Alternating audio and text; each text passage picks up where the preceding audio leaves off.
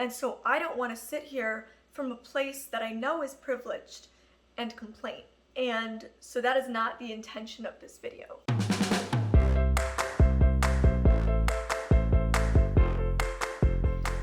This is my last video of 2020. So I would like to start off by saying congratulations. You've made it. We've gotten through a horrific year.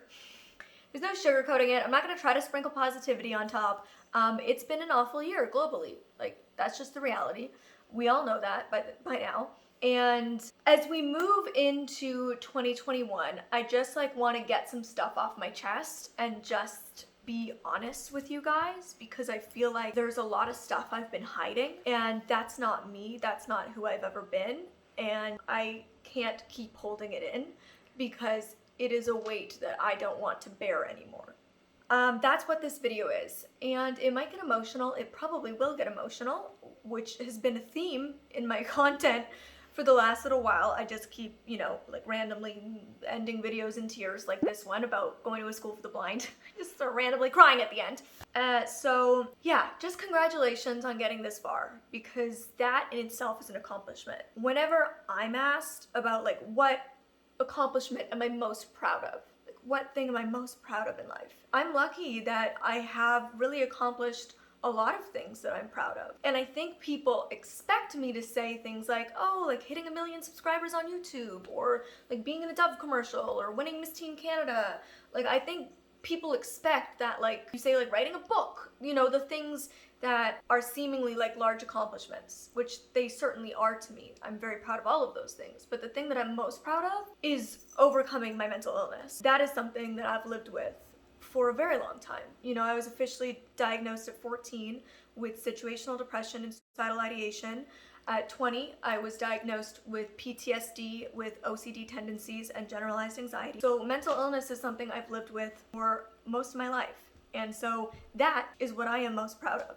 That is something that is very challenging. And so mental health is something that has gone down the drain for a lot of people this year. A lot of people are struggling with mental illness that have never struggled with mental illness before. And I just want to say it's okay. And getting through this year is something to be proud of. So if you look at this year and you're like, I've accomplished nothing, girl, getting through it is accomplishing something. So pat yourself on the back, take a deep breath, sigh it out. You have done something. You have gotten through a global nightmare. And I think I've put a lot of pressure on myself this year to be people's escape, to be people's positive distraction. We're 10.5 months in, and I can't keep pretending I'm okay.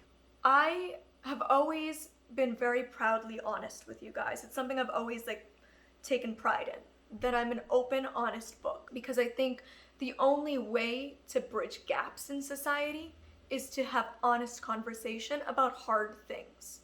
And the only way to build empathy in society, which Lord knows we need now more than ever, is to have hard conversations honestly. I put that to the side over the past few months because I didn't want to burden you with my struggles, because I know that all of you are not only fighting this global pandemic, but you're also fighting your own individual fights. We are all dealing with different aspects of the way this pandemic has affected our personal lives. And so I have not wanted to burden you with more. And I also haven't wanted to seem like I am sitting here complaining, because I know that more than ever, everybody has challenges in their life right now. And so I don't want to sit here from a place that I know is privileged and complain. And so that is not the intention of this video. I recognize that I have so much privilege that other people don't have right now. I recognize that I have many blessings that other people have lost in their lives. And I'm really grateful for that. But the pandemic has certainly affected my life in many ways too that I have kept hidden. I felt like increasingly over the past few months that I'm in a way lying to you by not being honest about it, because I am, every time I hit record, putting on this happy face that isn't how I'm really feeling. All pain is valid, no matter what place you come from in life. I've talked about this a number of times on my channel in the past, about the fact that one thing that pains me is when people come up to me after they've seen me give a public speech, after they've watched my videos and they see me in public and they come up to me and they say things like, you know, I was so depressed over my divorce and now I feel guilty because I haven't gone through nearly as much as you have. And I'm like, stop right there. Your pain is valid. If your divorce, if failing out of college, whatever, losing your dream job, if that is the worst pain you've felt in life, that pain is valid. That pain is real. And you deserve to feel that. And it is okay. And you do not need to feel guilt because somebody else's situation in life is worse than yours. And so that is a part of empathy, right? That is a part of building empathy, is the understanding that other people can on the surface have a quote better life than you and can still feel pain and can still have hard times. For me, I'm so grateful for what I do have. I still have a job. And yes, my job has been affected greatly by this pandemic, but I still have one. I got an amazing kitten and I got an amazing boyfriend and I lost weight. And all of those things are things that, you know, I had actively worked towards. And so I feel lucky that I achieved those things. It's funny because I'm telling you not to feel guilt, but I feel guilt about the fact that that isn't enough to keep me happy right now, that I'm still in pain, that I'm still struggling. And so it's been hard for me to just feel like I can come on here and be honest and say that I'm not okay. And I know that for many of you, you see me as a pillar of hope because I am somebody who has so deeply struggled in my past and because I am somebody who has overcome those struggles. I know many of you look to me for hope that you can overcome your struggles. That is another pressure that I put on myself, that I can't shatter that for you, that I don't want to break that hope. And what I will say is I hope this doesn't break that for you because my hope isn't broken. I am in pain, I am not okay, I am struggling, but I know I will get through this. I know I will be okay. I know I will come out the other side. And I don't know when that is, and I don't know where the other side is, and I feel really lost, but I believe the other side is out there, and I know that I will find it. And if I have that hope for myself right now, when things are feeling really dark, I want you to have that hope for yourself too. Short break there, sorry. Well, it wasn't a break for you. Jump cut, we're good. We're back and composed, that's good for me. There are many things that have happened in the last year of my life, some of which I don't want to talk about. And as somebody who is incredibly honest and open, that's hard for me to say, but I think that during this time, I do deserve some elements of privacy. So there's certain things that I'm not going to share that I've been through. And honestly, there's some things that I won't share just because the list is so damn long. I don't remember them all. It's been a couple of months now where it's like every day, every little thing seems to go wrong. You know those days where like nothing major happens, but every little thing goes wrong? I've had a lot of those days. And then I've had a lot of major things go wrong or fall apart. And some of them are gonna be incredibly relatable, and some of them maybe not. But I know that recently when I've seen creators, I saw one creator, you know, open up about a challenge that she's been facing during this, and it made me feel better. You know, it really did, because at the end of the day, one of the most painful things is to feel alone. And I felt alone in many times in my life. You know, I think a major part of my situational depression when I was 14 and went blind was how isolated I felt.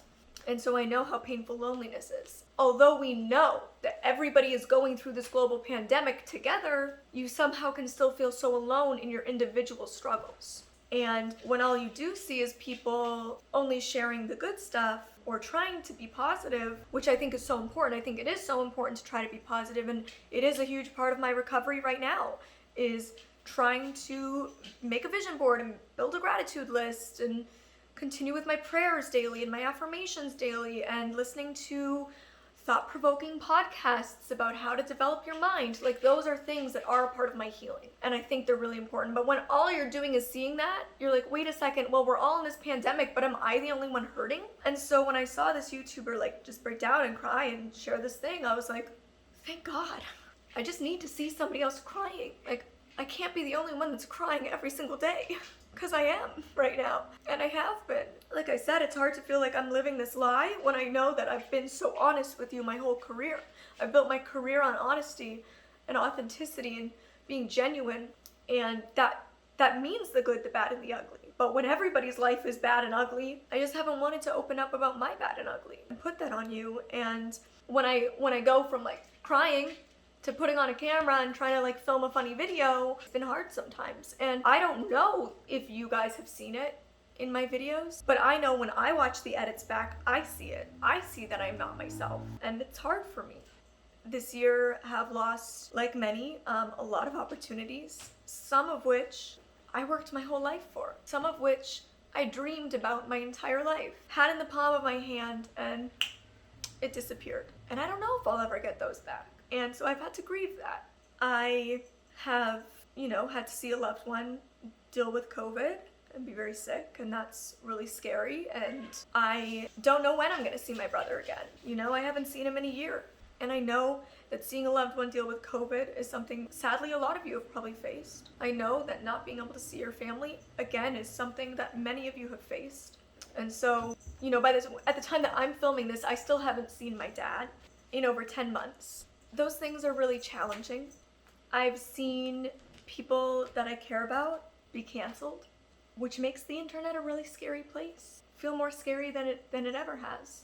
I lived in the neighborhood, or one of the neighborhoods in Los Angeles, that was experiencing not only the peaceful protests, but the dangerous riots. And being a blind woman, just hearing sirens and helicopters 24/7 for over a week, scared to leave my house.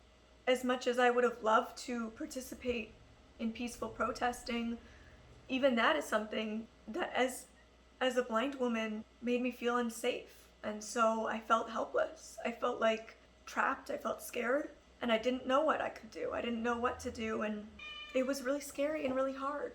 We had domestic in the apartment above us, and we called the police and we filed complaints and we did everything we could, but eventually people above us just started like retaliating, constantly calling noise complaints and security on us. We had fired next door, and it was just a lot. We had a major earthquake, and I was home alone at that time. A lot of that took place like all in one day, and I not only lost opportunities that were about to come true, but I lost opportunities that I loved. I've shared that I'm no longer working with Ari because they just couldn't sign me on again with the pandemic. Those girls are my best friends, truly. Like in real life, those other girls, like they are my best friend. And the only times we get to see each other, because we're spread across the country, is when we do area events. So, I don't know when I'll get to ever see those girls again. That was like my favorite job. I loved it. So just a lot of stuff like that has happened. But one major thing you'll see that was a decision that I labored over for months, that I'm gonna spend the rest of COVID in Canada. As of right now, that means I'm away from my boyfriend, who I love and who has been a huge support system for me, and I don't know when I'm gonna see him again. It means that as of right now, I have nowhere to live. All my belongings are in storage. I am in an Airbnb, and literally as of January 2nd, I have no home. I have no idea where I'm gonna live. And, I will be back in LA. That is my home. I love LA. It's an incredible place. I have the most amazing friends there. I just have an amazing group of people around me there. I will be back there because that is my home. But for the rest of COVID, you will see me being in Canada. You will see me being in random Airbnbs. Yeah, all my belongings are in storage. I loved my apartment so much. It was amazing. But between the domestic and that's next door and everything that happened in that neighborhood, it wasn't the same neighborhood that I knew. It wasn't the same building that I fell in love with, and it has a lot of, just negative memories attached to it now. And so when I go back to LA, I will not be in that building. And so because of that, my lease was up, and I was like, you know what, it's the right time to put my belongings in storage. So literally all I have for the next few months of my life is whatever I could pack in some suitcases. And I don't know what's next. My mom and dad deserved to be together again. I missed my home. So it was very hard, leaving what I consider my home, LA, and my partner who I love, to be in my other home with my family who I love. I was torn apart, and I still am in many ways. like I said, I don't know what my future holds. And then obviously I made this video where I announced that Gallup's retiring, which is still hard to say. I can't tell you how painful that choice was. And it was not expected. He was supposed to work for another year at least. And, you know, not knowing when I'm gonna be able to get another dog, it's just hard. And I know that so many of you have probably had it way harder, and that hurts me too. It hurts me that so much of the world, and we just have to keep going. But you know, we have the hope of a vaccine, but that doesn't mean we can stop wearing masks, that we can stop socially distancing. Please continue to do your part, continue to do what you can, because if we're not all in it together, we're not gonna make it. And we're too deep into it to not make it out.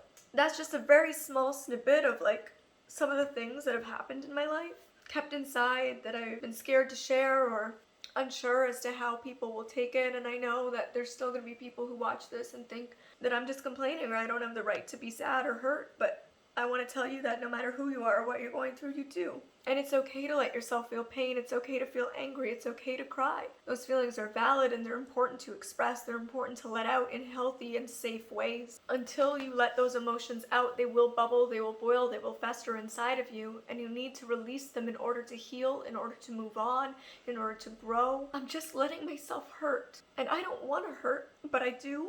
And so just letting myself hurt. But I'm not giving up. Like I said, I know that I will get through this and I know that you will get through this. But getting through it isn't easy. It takes work. You know, I started going to therapy again, started getting back into practices that helped me in the past. I know that I'm gonna get to the other side, and I want to be honest about that journey with you and not hide it from you. I know I'm gonna be okay, even though I don't feel like it right now. I know you will too. Exactly, Lavender, that's what I'm saying.